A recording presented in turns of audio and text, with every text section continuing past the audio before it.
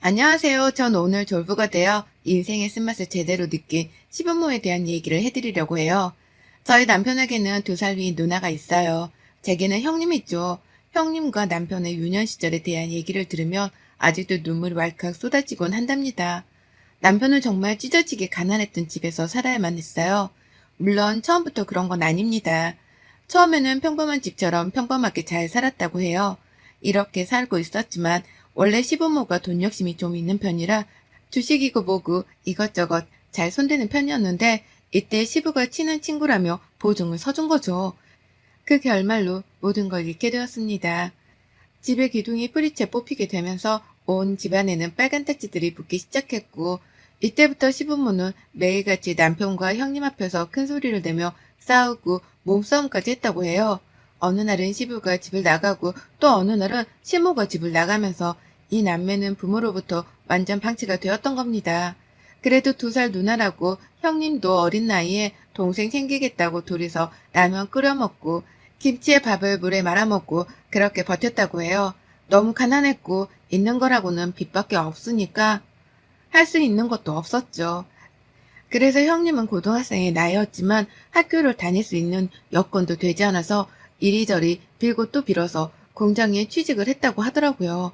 그 어린 나이에 공장에서 일을 해서 힘겹게 번 돈을 저라면 절대 쓰지도 못했을 것 같은데 시부모는 집을 살리는데 너도 도와야 한다며 거의 전부를 가져갔다고 합니다. 형님은 어린 나이지만 너무 큰 돈이니 그래야 한다고 생각했다고 해요. 그러다 시간이 지나면서 점점 일을 하는데 본인들의 상황이 좋아지지 않자 시부모가 본인의 월급을 제대로 쓰지 않는 것 같아서 돈을 빼고 줬다고 하더라고요. 빼둔 돈으로 남편과 이것저것 사 먹기도 하고 따로 조금이지만 모아뒀다고 합니다. 남편도 똑같아요. 공부에 대한 열정도 의지도 있었지만 학교를 다니기가 어려운 형편이었죠. 형님이 너는 어떻게든 고등학교는 졸업하라고 도와주겠다고 했지만 너무 미안했다고 해요.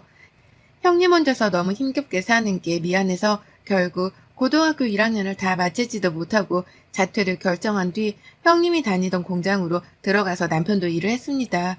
제가 형님과 남편이 정말 대단하다고 느낀 게 처음 이들을 만났을 때는 정말 이런 아픔이 있는 사람들이라고는 상상도 못할 정도로 너무 멘탈도 단단하고 밝았습니다. 그리고 형님이 성인이 되었을 때는 시부모에게 더 이상 월급을 주지 않고 본인이 모으고 할 거 하면서 살았다고 해요.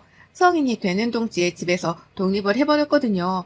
남편 역시도 형님이 독립하면서 데리고 나가서 아예 집에는 시부모만 남은 거죠. 이 둘이 이렇게 서로를 의지하면서 같이 살며 지냈습니다. 어린 남편이 돈을 어떻게 사용할지 모를 테니 형님이 딱 바로잡아주고 얼마씩 모아야 하는지도 알려주고 그렇게 산 덕분에 또래들에 비해서 최연소 직함을 갖게 되기도 했고 급여도 높았어요. 또 모아둔 돈도 많았죠.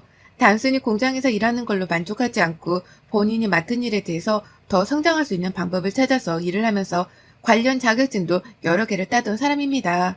그렇다 보니 급여가 더 높아질 수밖에 없었죠. 이렇게 살아온 남편은 30대 후반의 나이에 24평이지만 수도권의 작은 아파트를 샀습니다. 남편과 제가 30대 초반에 만났고 서로 어느 정도 각자의 힘으로 결혼이야 할 수 있었지만 약간 미뤄뒀던 이유가 있었어요.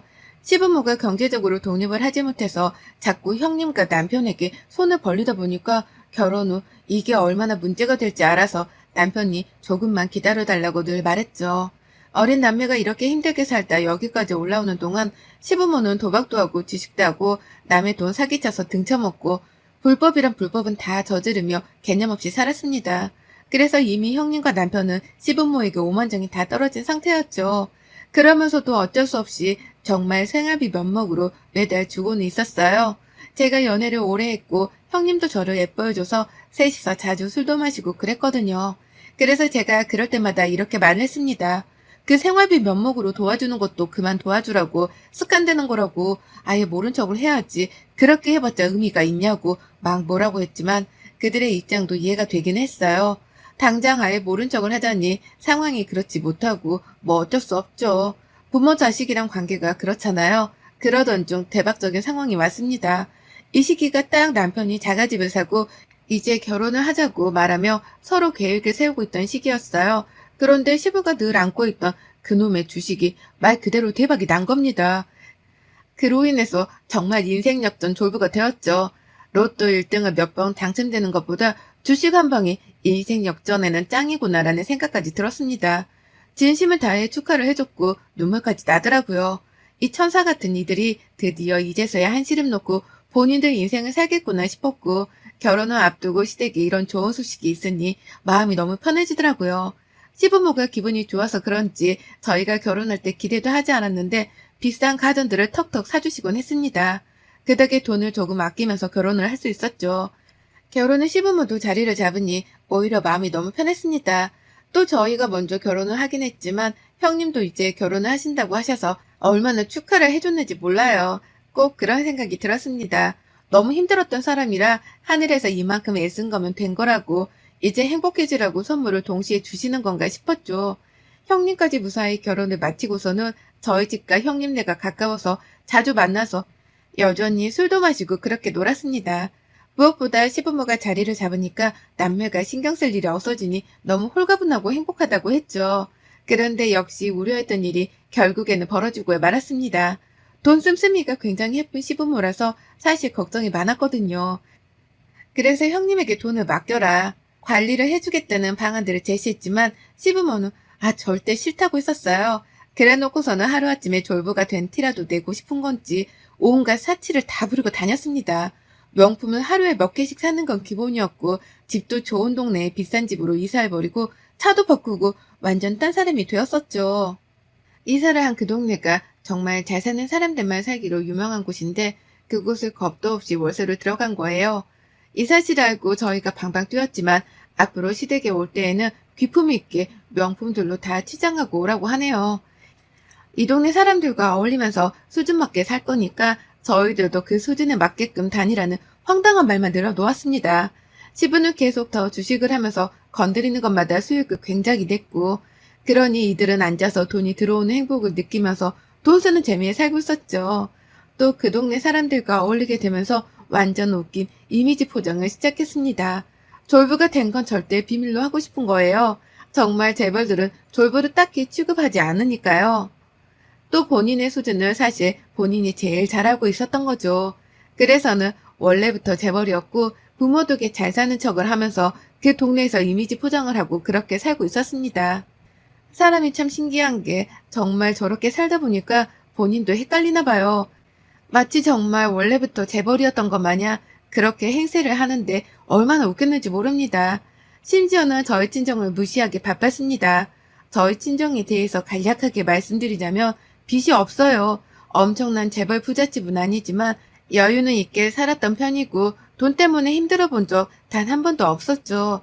그래서 원래는 시부모가 저희 집을 부담스러워하기도 했거든요. 본인들의 집은 이런데 너희 부모가 니들 결혼을 허락하겠냐고 말이죠. 그런데 이렇게 졸부가 되어 재벌인 양 살다 보니 눈에 보이는 게 없는 건지 평범하게 빚도 없이 여유 있는 저희 친정을 무시했습니다. 얘 연수야, 너 저거 과일 어디서 사왔니? 동네 마트 같은 데서 사온 거니? 아직도 모르냐? 우리는 백화점에서 산 거 아니면 절대 안 먹는다니까. 어머님, 이것도 엄청 비싼 걸로 산 거예요. 비싸고 뭐고를 떠나서 백화점 거는 원래 급이 다르다고. 저거 먹지도 않을 거니까 니들이 먹던가 아니면 니네 엄마 아빠 드려라. 비싼 거라고 좋아하시겠네. 평소에 구경도 못 해볼 거 아니야. 네? 아니, 니네 집은 끼키야 동네에서 산 과일만 먹지 않니? 백화점 과일을 매번 어떻게 먹겠어. 손 덜덜 떨려서. 안 그래? 이래서 사람은 급이 맞는 사람들끼리 결혼도 하고 그렇게 가족이 돼야 하는 거야. 우리에 비해서 너희 집이 확 기울잖니. 그러니 뭐 대화가 통하길 하겠어. 공감이 되겠어. 다른 집들은 며느리 들이면서 별거 다 받았다던데 너는 뭘 해준 게 있냐 우리한테. 아유, 말을 말자. 저를 앞에 두고 저렇게 저희 집을 무시하는 발언도 서슴없이 하던 시모를 보고 진짜 깜짝 놀랐습니다. 사람이 변해도 이렇게 한순간에 변할 수가 있나 솔직히 신기하기도 했어요. 그리고 충격적이었다는 말이 딱 맞겠죠. 기분이 나쁜 건 둘째치고 너무 불안했습니다. 그래서 형님네랑 저희 부부가 술 한잔씩 하면서 늘 얘기를 했어요. 이대로 있다가는 진짜 더 큰 불행이 밀려올 것 같다고. 어떻게든 시부모의 부자놀이를 막아야 했죠. 그치만 막을 수 있는 뾰족한 방법이 없었습니다. 그래도 시부모가 부자놀이를 하면서 살다 보니 저희에게는 딱히 간섭을 하지 않아서 오히려 좋긴 했어요. 어쩌다 가끔 한 소리씩 저렇게 열받는 말을 해서 기분이 상하긴 했지만 가끔 저러는 거니 한 귀로 듣고 흘렸습니다. 이때까지 솔직히 참을만 했는데 더 열받는 상황이 발생했어요. 어느 날부터인가 시모가 집에서 모임을 한다며 절 부르더라고요. 대체 모임을 하는데 절 왜 부르나 했습니다. 그런데 어이없는 일이 벌어졌죠. 어머님, 좋았어요. 맞니? 아니, 오늘 나 중요한 모임인데 다들 며느리 좀 보자고 하도 날려서 일단 오라고는 했다만, 너는 애가 나이가 몇인데 옷 입는 꼬라지가 그러니? 가방도 명품 없어?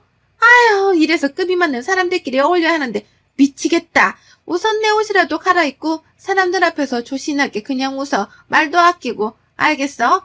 한 문장 이상 하지 마. 네가 말해봤자 좋을 거 하나 없으니까 괜히 나 쪽팔리게 하지 말고. 다른 사람들은 모두 며느리들이 이 모임에 참석해서 얼굴을 비췄다고 합니다. 한마디로 말하면 다들 자랑하기 바쁜 거죠. 근데 그들은 정말 처음부터 잘 살던 수준이 다른 재벌이니 며느리들도 그런 집안이겠죠. 그런데 저는 그렇지 못하니 그게 못마땅해서 보여주기 싫어서 늘 미루다가 도저히 안 되는 상황이 되니 절 불러서 저렇게 한 겁니다. 자존심도 상하고 기분이 너무 나쁘더라고요. 시모 옷 중에 그나마 젊어 보이는 원피스와 명품 주얼리로 아주 도배를 하고 집안인데도 굳이 가방까지 들고 있으라는 시모를 보며 솔직한 심정으로는 한심하더라고요. 저렇게까지 자랑을 해서 얻는 건 뭔가 싶었죠. 결국 모임은 시작이 되었고 저를 향한 질문들이 쏟아졌습니다. 어떻게 결혼을 하게 되었는지, 어느 집안 사람인지부터 시작해서 막 질문이 취조하듯 쏟아지길래 너무 당황스러웠어요. 그러다 제가 하나씩 답을 하려고 하자 시몬은 제 허벅지를 쿡 찌르며 눈치를 줬고 본인이 말을 하더라고요. 에휴, 얘는 그런 말 알아듣지도 못해요. 어느 집안 사람이긴 뭘. 아무것도 없는 평범한 집안에서 사내예요. 저도 솔직히 뭐 급이 맞는 결혼을 해서 우리 아들 승승장구 해주고 싶었지만 둘이 좋아 죽겠다길래 그냥 눈 감아 줬어요. 어차피 우리 집이 여유가 있으니 욕심은 안 부리기로 했죠. 어머, 대단하시네, 정말. 며느리를 꽁꽁 숨겨두길래 우리가 보면 놀랐지만 사람인 줄 알았더니 예상외예요. 꽁꽁 숨겨두긴 뭘요. 워낙 이런 자리에 익숙지도 못한 아이고 산다고 일에 먹기 바쁜 애를 굳이 불러두면 어색해질까봐 제가 최선에서 마무리하려고 했죠. 며느리 친정집이 워낙 가난하고 사돈들도 정상머리가 없어서 저희 집에서 늘 도와주고 있거든요. 대단해라 정말. 그게 돈이 있다고 해도 쉽지 않은 결정인데 다시 보이네요 정말. 모임을 진행하는 내내 저는 단 한마디도 하지 못하고 웃기만 하고 있었죠. 거짓으로 시작해서 거짓으로 끝난 저 모임 자리는 지옥 같았습니다. 모임이 끝나고 사람들이 모두 가자 시몬은 제게도 집에 가라며 손짓으로 까딱 하더라고요. 그래서 저는 말했습니다. 어머님, 앞으로 이런 자리에 저 부르지 말아주세요. 제가 뻔히 아는데 제 앞에서 저희 집을 그렇게 모욕하시고 거짓말하시고 그렇게까지 저를 못나게 만드셔서 얻으시는 게 있으세요? 제가 아까도 정말 황당해서 말을 하려다가 그냥 말았네요. 이런 말까지는 안 하려고 했는데 한순간이에요. 제발 지금이라도 적당하게 분수에 맞게 사셨으면 합니다. 나중에 무슨 문제라도 생기면 그땐 저희가 책임 못 져요. 아시겠어요? 뭐라는 거야? 배 아프냐? 그지 같은 인생에서 벼락부자 되니까 배가 아파? 왜? 몇 푼이라도 쥐어주랴? 시몬은 저렇게 말하면서 오늘 수고한 수고비라며 제게 30만 원을 던져주더라고요. 그러면서 가지고 빨리 가라며 시끄럽다고 했죠. 전 그대로 돈을 바닥에 두고 집으로 왔고 남편에게 모든 걸 말했습니다. 남편 역시도 대체 이게 무슨 소리냐며 열받아서 방방 뛰었고 바로 시모에게 전화해서 2번 다시 이딴 짓 하지 마시라며 열을 냈습니다. 이후에도 계속 형님네와 저희 부부는 만나서 시부모가 저렇게 사는 거에 대해서 불안한 마음을 감출 수 없었어요. 이제는 본인들 자식인데도 형님과 남편이 간섭이라도 하려고 하며 니들도 나가서 니들끼리 살아놓고 왜 이제 와서 간섭을 하냐며 되려 큰 소리를 냈습니다. 그러면서 니들이 언제 우리를 부모로 생각했냐며 웃긴 것들이라고 돈 좀 쥐니까 콩고물 떨어질까 그러냐며 정말 상상할 수 없는 말을 했어요. 남편이 시모에게 뭐라고 하면 할수록 시모는 저를 괴롭혔습니다. 누가 볼까봐 쪽팔린다며 생전 시댁에 초대도 안 하던 사람이 어느 날부터인가 저를 자꾸 불렀죠. 그렇게 해서 가보면 저를 무시하는 재미로 사는 사람 같은 모습을 보였습니다. 하루는 시모가 급히 오라고 하길래 또 갔어요. 그런데 검은 비닐봉지 뭉치들이 여러 개 있는 겁니다. 이게 뭘까 싶었어요. 근데 시모가 말하더라고요. 아, 니네 부모님 생각나서 선물 몇 개 좀 빼뒀어. 이건 우리가 먹다가 양이 너무 많아서 남긴 한우야. 우리는 그날 거 아니면 안 먹고 버리거든. 근데 너무 아까운 거야. 비싼 건데. 그래서 생각해보니 니네 부모님은 이런 것도 제대로 못 먹을 텐데 주면 좋아하겠지 싶어서 빼뒀고, 이것도 과일이야. 좋은 거고 평생 먹지도 못할 과일이니 드려라. 모양새가 비닐이라 그렇지 이거 2개 합치면 얼마인 줄 모르지? 어머님, 지금 먹다 남은 음식을 저희 부모님께 드리라는 거예요? 어머니 말하면 안 먹고 버리려고 빼뒀다가 새 거라서 드리는 거지. 더러운 것도 아니고 새 거인데 감지덕지 하지 않으시겠니? 비싼 건데. 어머님 진짜 해도 해도 너무하시네요. 저희 부모님도 이런 거 사드실 여유 있으세요. 거지도 아니고 어떻게 먹다 남은 걸 가져다 드리라고 이렇게 빼두실 생각을 하셨어요? 진짜 적당히 좀 하세요. 저도 참는데 한계가 있어요. 그리고 정말 웃겨서 말씀드리는 건데 어머님 지금 모습이 만족스러우세요? 과연 그 모습이 얼마나 갈 것 같으세요? 평생 그렇게 여유 있게 살고 싶으시면 제발 지금이라도 정신 차리고 현실을 보세요. 그리고 앞으로 이런 식으로 하실 것 같으니 저 여기 또 안 올게요. 없는 것들이 자존심만 부린다더니 딱 네 꼴이네. 없으면 감사합니다 하고 받을 것이지 쓸데없이 자존심을 부리고 있어. 어디서 못된 것만 배워가지고는 네가 언제 이런 비싼 한우를 먹어보겠니? 어? 우리야 뭐 매일같이 먹어도 통장 창고에 티도 안 나는데 너도 그렇고 니네 집도 그렇고 이걸 언제 먹어보겠냐고. 기껏 생각해서 챙겨줬더니 싸가지 없기는. 이래서 없는 것들은 안 돼. 아, 진짜 평생 없이 살아놓고 이제 와서 주접은? 뭐? 너 뭐라고 했어? 주접? 너 미쳤냐 지금? 미치진 않았고 어머님도 하고 싶은 말 다 하시는 것 같아서 저도 했네요. 그럼 이만 가볼게요. 주접 그만 떨고 잘 사세요. 저는 시모에게 결국 폭발해서 모든 말을 내뱉고 왔습니다. 형님과 남편에게도 이날 있던 일을 빠짐없이 말했고 분노에 차올랐죠. 여기까지도 제가 꾹 참았어요. 그런데 저희 부모님께서 전화가 온 겁니다. 연수야 잘 지냈지? 다름이 아니라 좀 뭐가 이상해서 전화를 했어. 너네 시댁에서 집에 뭘 보냈길래 봤는데 다 비닐에 담겨 있는데 한우에 고기에 생선, 과일 뭐 이런 게 있다. 근데 이게 무슨 쓰레기 버리듯이 보낸 것 같아서 이게 뭔지 영문을 모르겠네. 결국 제가 본인에게 막말을 한 게 열이 받아서 저희 친정집에 먹다 남은 것들을 싹 굳이 또 퀵으로 그걸 보낸 겁니다. 전 머리 뚜껑이 확 열렸고 더 이상은 참기가 싫었죠. 시무랑 싸우기 전에 또 모임이 있고 며느리들이 모두 모이는 자리라고 들었습니다. 그런데 이렇게 싸웠으니 제가 갈 필요는 없었지만 옳다구나 싶었죠. 애초부터 태생부터 재벌이고 부자인 척, 고상하고 우아한 척, 이미지를 굉장히 중요하게 생각하니 시모가 제일 두려워하는 진실을 저 모임에서 까발려야겠다 싶었습니다. 제가 그 모임 자리에 등장하니 시모가 뭐냐고 왜 왔냐며 귓속말을 했고 전 웃으며 가증스럽게 연기를 했죠. 그러다 모든 사람이 모였을 때 사실을 폭로했어요. 저 드릴 말씀이 있는데 다들 주목 좀 해주세요. 저희 어머님에 대해서 말씀드리려고요. 너무 다정하고 좋으시죠? 얼마나 배려가 깊으시면 글쎄 먹다 남은 한우의 생산의 과일들을 음식물 처리하기 직전에 굳이 퀵으로 저희 친정집에 보내시는 거예요. 비싼 거 못 사 먹을까봐 그것뿐이겠어요? 태생이 부자? 아니에요. 시부모 평생 해픈 씀씀이에 도박, 주식, 보증, 별거 다 해서 집 말아먹고 제 남편이랑 형님이 평생 일해서 벌어먹고 그렇게 살았죠. 그리고 여러분들 욕한 것들은 녹음도 했는데 들려드릴게요. 제가 이렇게 공개를 하자 순식간에 아수라장이 되었고 시모는 벌벌 떨면서 아니라고 하기 바쁘더군요. 그런데 더 대박인 건 이렇게 공개를 하자마자 다들 돈을 내놓으라는 소리를 하는 겁니다. 알고 보니 시부모가 주식으로 생활유지를 하는데 한계가 온 겁니다. 그래서 사람들한테 본인들의 부를 자랑하며 돈을 받아 투자를 해서 불려주겠다고 재테크를 해주겠다는 등등의 말들로 현혹시켜서 그 돈으로 생활을 하고 있던 겁니다.